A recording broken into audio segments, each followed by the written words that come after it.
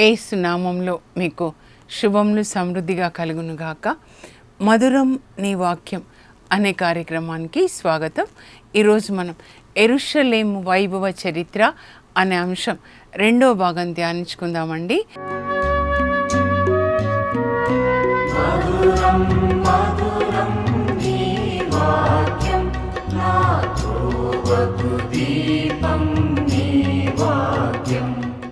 రక్షణ ప్రణాళికలో 4000 వసంతాల యెరూషలేము వైభవ చరిత్ర.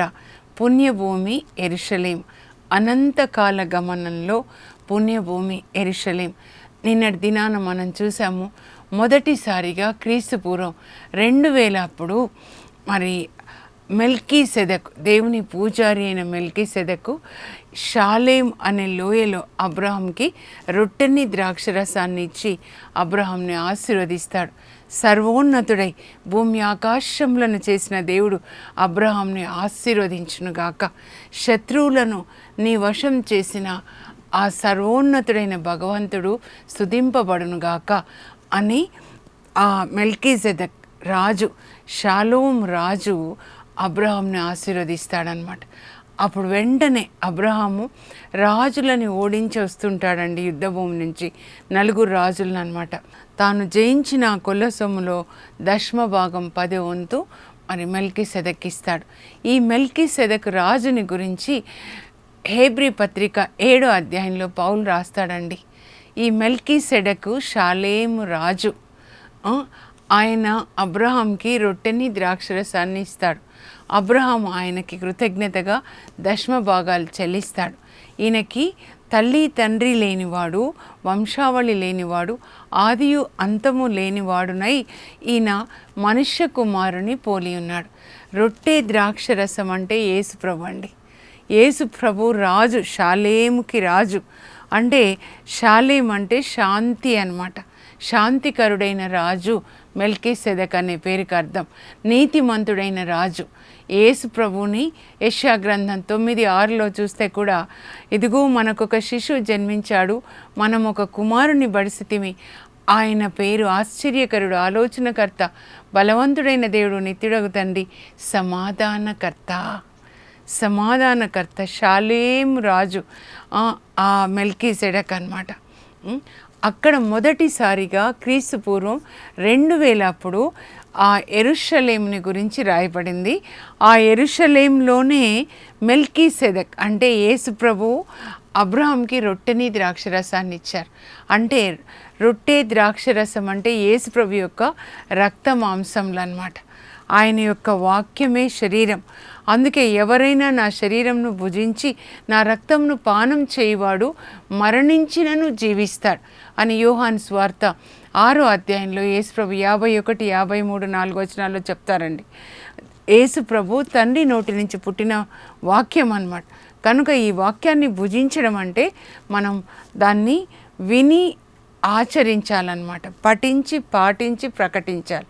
ఆయన రక్తంలో మనల్ని కడుక్కోవాలి. మన పాపాలు పానం చేయడం అంటే యేసు రక్తంలో మన పాపాలని కడుక్కొని యేసు ప్రభు దగ్గర నుంచి క్షమాపణ పొందాలి. అంటే దేవుడు ఏం చెప్తున్నారంటే, ఆ దేవుని యొక్క కుమారుడు యేసు ప్రభు మనకి, ఆయన శిలువ మరణం ద్వారా మనకి రక్షణ.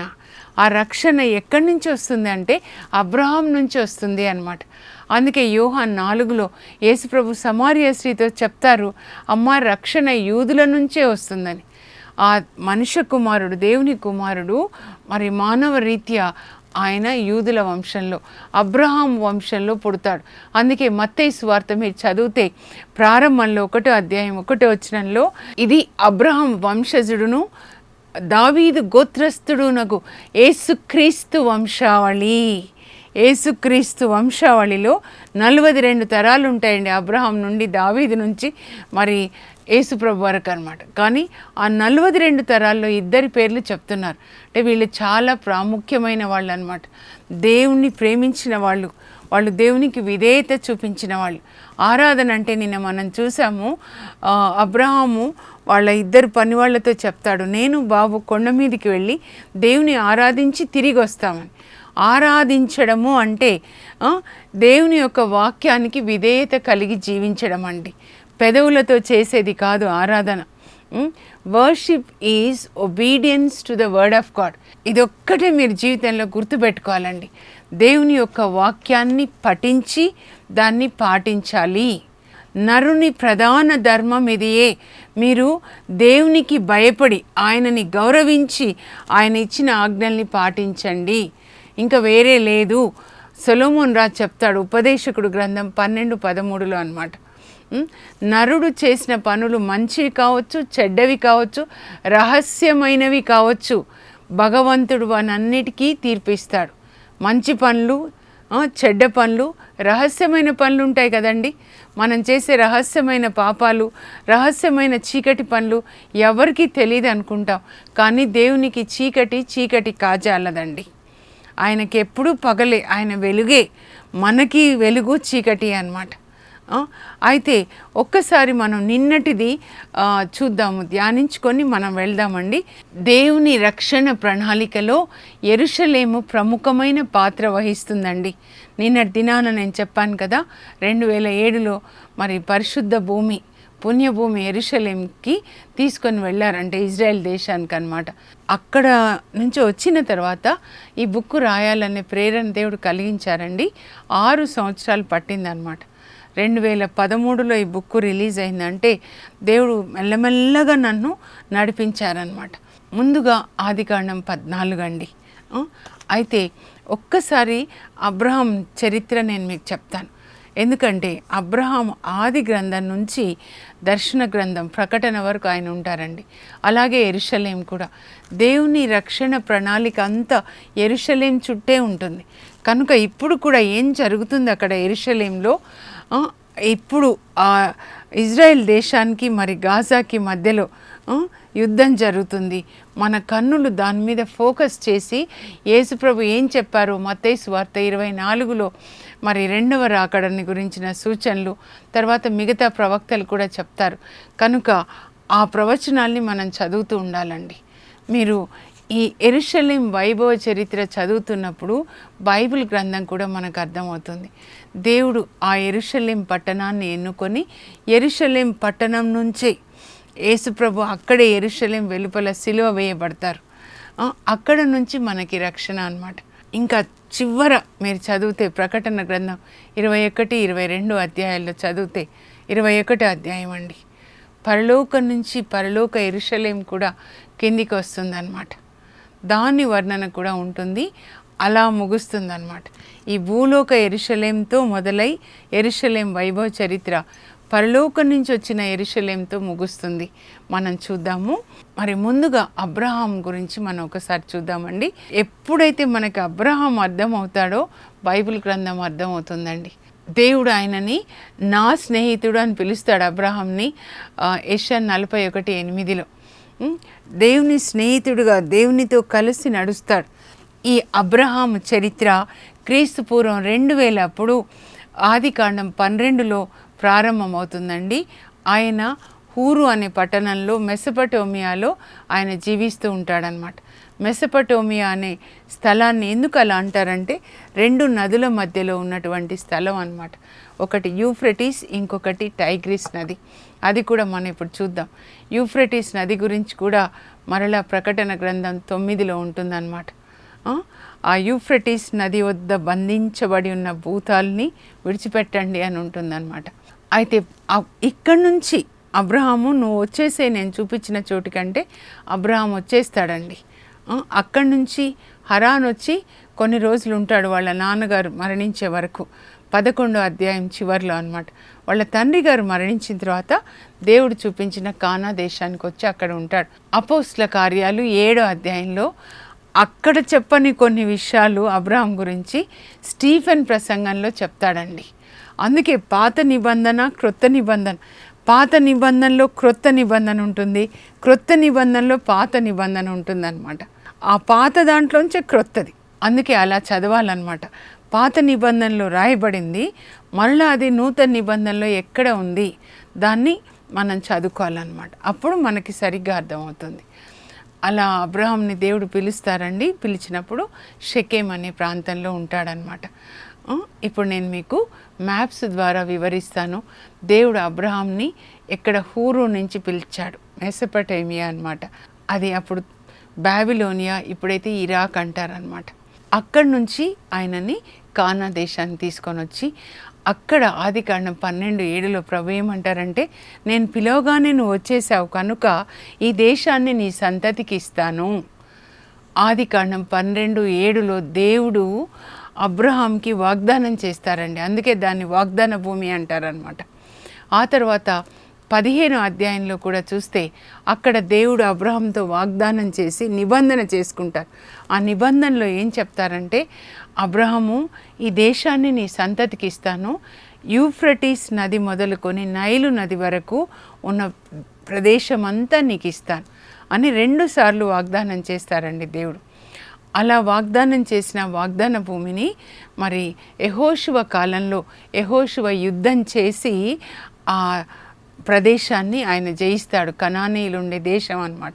అయితే అంతా జయించడండి ఆయన, కొన్ని ప్రాంతాలే జయిస్తాడు.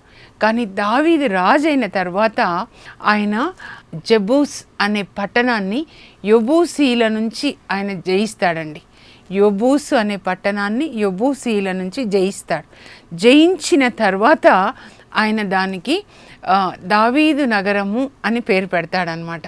సియోను దుర్గం వాళ్ళ ఆధీనంలో ఉన్నప్పుడు దాన్ని పట్టుకుంటాడనమాట. పట్టుకొని అంటే జయించి దానికి ఆయన దావీదు నగరం అని పెడతాడు. ఈ దావీదు నగరమే అబ్రహాం కాలంలో యెరూషలేముగా పిలువబడింది అనమాట. కనుక క్రీస్తు పూర్వం 2000 అప్పుడు అది మరి యెరూషలేముగా పిలువబడింది. ఆ తర్వాత క్రీస్తు పూర్వం 1000 అప్పుడు దాన్ని దావీదు జయించి దాన్ని పట్టుకుంటాడండి. కనుక అప్పుడు ఆ పట్టణము ఆయనది అవుతుంది, దావీద్ది. అప్పుడు దావీదు ఏం చేస్తాడంటే, రాజు కదా, క్రీస్తుపురం 1000 అప్పుడు రాజు అయి జయిస్తాడు కదా, అప్పుడు దాన్ని యెరూషలేంని రాజధానిగా చేసుకొని ఆయన పరిపాలిస్తాడనమాట. మీరు 2వ సమూయేలు గ్రంథంలో 5వ అధ్యాయం గుర్తుపెట్టుకోనండి, 6వ వచనం నుంచి 9వ వచనం వరకు అనమాట. అక్కడ దావీదు ఎలా జయించాడు అని రాయబడి ఉంటుందండి. దావీదు మరి ఆ యెబూసు పట్టణం మీదకి వెళ్ళి ఆ పట్టణాన్ని పట్టుకోవడానికి వెళ్తాడనమాట. వాళ్ళు ఏమంటారంటే, నువ్వేం పట్టుకోలేవులే ఈ పట్టణాన్ని అని అన్నప్పుడు కుంటి వాళ్ళు గుడ్డి వాళ్ళు కూడా అని చెప్పి వాళ్ళు ఎగతాళి చేస్తారనమాట. అప్పుడు దావీదు ఏమంటాడంటే, ఎవరైతే ఈ పట్టణాన్ని జయిస్తారో యెబూసు పట్టణాన్ని, వాళ్ళు నా సైన్యానికి సైన్యాధికారి అవుతారని. అప్పుడు దావీదు వాళ్ళ అక్క పేరు సెరూయా అండి. ఆమెకి 3 కొడుకులు అనమాట. ఈ 3 కొడుకులు కూడా యుద్ధంలో మంచి శూరులు, యుద్ధ శూరులు అనమాట. పెద్ద ఆయన పేరు యోవాబు అనమాట, తర్వాత అబీషాయి, తర్వాత అసాహేల్ అనమాట. అప్పుడు యోవాబు మరి దావీదు చెప్పాడు కదా, మామయ్య అవుతాడు, మేనమామ. ఈ పట్టణాన్ని ఎవరు పట్టుకుంటే వాళ్ళు సైన్యాధికారి అవుతారు. అప్పుడు యోవాబు అండి చాలా రిస్క్ తీసుకుంటాడు, ప్రాణానికి తెగించి రిస్క్ తీసుకొని మరి ఆ సొరంగం గుండా వెళ్ళి ఆ యెబూసు పట్టణాన్ని పట్టుకుంటాడనమాట, జయిస్తాడు. యెబూసీలని ఆయన ఓడిస్తాడు. అక్కడ ముఖ్యమైన వ్యక్తిని ఓడించేసి ఆ పట్టణాన్ని జయిస్తాడనమాట. కనుక దావీదు తాను మాట ఇచ్చినట్లుగా యోవాబుని సైన్యాధికారిగా చేస్తాడు తన సైన్యానికి. ఇది అండి యెరూషలేం యొక్క చరిత్ర. క్రీస్తు పూర్వం 2000 అప్పుడు, ఆ తర్వాత క్రీస్తు పూర్వం 1000 అప్పుడు దావీదు ఈ పట్టణాన్ని జయిస్తాడు. అప్పటి నుంచి కూడా ఇది యెరూషలేము రాజధానిగా ఉంటుందన్నమాట. దావీదు జయించిన దగ్గర నుంచి కూడా యెరూషలేము ఇజ్రాయేల్ ప్రజలకి అది రాజధాని పట్టణంగా ఉంటుంది. ఇప్పుడు కూడా దాన్ని మళ్ళా రాజధానిగా ప్రకటిస్తారు చూడండి, యెరూషలేంని. అయితే ఈ యెరూషలేము పట్టణం మీద తర్వాత చాలా దాడులు జరుగుతాయండి. దేవుని పట్టణం కదా, కనుక అక్కడే రక్షకుడు పుడతాడు, అక్కడి నుంచే రక్షణ వస్తుంది. యేసుప్రభు అక్కడి నుంచే పరలోకానికి వెళ్తారు. అపోస్తల కార్యాలు 1వ అధ్యాయంలో ఒలీవ కొండ మీద నుంచి పరలోకానికి వెళ్తారు, మరలా అదే కొండ మీదకి దిగొస్తారని దేవదూతలు వాళ్ళకి చెప్తారు అక్కడ యేసుప్రభు శిష్యులకి. సెకారియా 14:4లో కూడా ఉంటుంది, యేసుప్రభు మెస్సయ్య మరి ఒలీవ కొండ మీదకే మళ్ళా తిరిగి వస్తాడు అని చెప్పి రాయబడి ఉంటుందన్నమాట. యెరూషలేంని గురించినటువంటి అనేక ప్రవచనాలు బైబిల్ గ్రంథంలో రాయబడి ఉన్నాయండి. నేను అదే అనుకుంటున్నాను, వాళ్ళు ఎట్లా ఇప్పుడు యుద్ధం చేస్తారు. అబ్రహాంకి మరి హగార్ని ఇచ్చి పెళ్లి చేస్తుంది కదండి. సారా చేసిన ఒక పెద్ద మిస్టేక్ అనమాట. ఆదికాండం 16లో ఇంకా పిల్లలు లేరు కదా నాకు, ఈ అమ్మాయి దాసి అనమాట. వాళ్ళు ఐగుప్తుకి వెళ్ళినప్పుడు అక్కడి నుంచి ఒక దాసిని తెచ్చుకుంటారు. ఆదికాండం 12లో ఈ దాసి పిల్ల, వీళ్ళకి పని చేయడానికి వచ్చిన పిల్ల, ఆమె పొరపాటున సారా ఏం చేస్తుంది, దేవుడు నన్ను పిల్లల తల్లిగా చేయలేదని ఆ పని పిల్లని భర్తకిచ్చి పెళ్లి చేస్తే ఆమె గర్భవతి అయి చాలా గర్వం, అప్పటి నుంచే ఆమె చాలా గర్వంగా ఉండేదంట. పారిపోతుందన్నమాట. దూత చెప్తారు, ఎక్కడికి వెళ్తున్నావు నువ్వు సారా దాసి, గుర్తుపెట్టుకో, నువ్వు ఎక్కడి నుంచి వచ్చావు, ఎక్కడికి వెళ్తున్నావు, నువ్వు తిరిగి వెళ్ళి నీ యజమానురాలకి అణిగి మణిగి ఉండడం నేర్చుకో. దేవుడు నీ బిడ్డను కూడా ఆశీర్వదిస్తారు. నీ బిడ్డ ఎట్లా ఉంటాడంటే అడవి గాడిదలాగా ఉంటాడు, అందరి మీద చేసుకుంటాడు. అప్పుడు అందరూ ఏకమయ్యి అప్పుడు నీ యొక్క సంతానాన్ని వాళ్ళు ఓడిస్తారని చెప్తారనమాట. అక్కడే చెప్తారండి. అంతమంది అడవి గాడిదని కంట్రోల్ చేయాలంటే అప్పుడు అన్ని దేశాలు ఏకం కావాలని అప్పుడే చెప్తారనమాట. ఈ ఇష్మాయేల్ని చల్లగా చూడు ప్రభు అంటాడు అబ్రహాం అనమాట. 17వ అధ్యాయంలో దేవుడు, అయ్యా నీ పేరు ఇప్పటి నుంచి అబ్రాము కాదు అబ్రహాము, అంటే అనేక జాతులకి నువ్వు తండ్రి అవుతావయ్యా, నీ నుంచి అనేక దేశాలు వస్తాయి. నీ భార్య పేరు సారాయి కాదు సారా, రాజకుమారి, రాజులు పుడతారు అని, ఇదిగో నేను నీకు వాగ్దానం చేశాను కదా ఈ దేశాన్ని సంతతికి ఇస్తానని 15వ అధ్యాయంలో. 17వ అధ్యాయంలో ఏమంటారంటే దేవుడు, ఈ వాగ్దానాన్ని నిబంధనని నేను మీతో చేసుకున్నాను అనే దానికి గుర్తుగా మీరు మీ ఇంట్లో పుట్టిన మగపిల్లలు 8వ దినాన సున్నతి చేసుకోండి, చర్మాగ్రాన్ని కత్తిరించుకోండి అని దేవుడు చెప్తారనమాట. నేను నిన్ను ఆశీర్వదిస్తాను అంటే, ఎందుకులయ్యా ఇంకా మళ్ళా వేరే పిల్లలు రాజులు పుడతారు అని దేవుడు చెప్తారు కదా. దావీదు రాజు, ఈ రాజులు తర్వాత యేసు రాజు, అదే వంశాలు, వద్దులే ఇష్మాయేల్ని చల్లగా చూడండి అంటే, అప్పుడు దేవుడు ఏమంటారంటే, ఈ ఇష్మాయేల్కి పుట్టేవాళ్ళు నేను వాగ్దానం చేసిన పుత్రులు, రాజులు కాదు, అయినా కూడా నువ్వు అడిగావు కదా చల్లని చూపున చూడమని, సరే ఇష్మాయేల్ కూడా ఆశీర్వదిస్తాను. ఈ ఇష్మాయేల్ కూడా 12 మంది రాజులకి ఆయన తండ్రి అవుతాడని. ఈ ఇష్మాయేల్ నుంచి పుట్టిన ఈ పిల్లలే అరబ్బులు అనమాట. ఈ పాలెస్టీనియన్స్ అని మనం పిలుస్తున్నాం. ఈ 14 ఇప్పుడైతే 14 అరబ్ కంట్రీస్ ఉన్నాయని చెప్తారండి.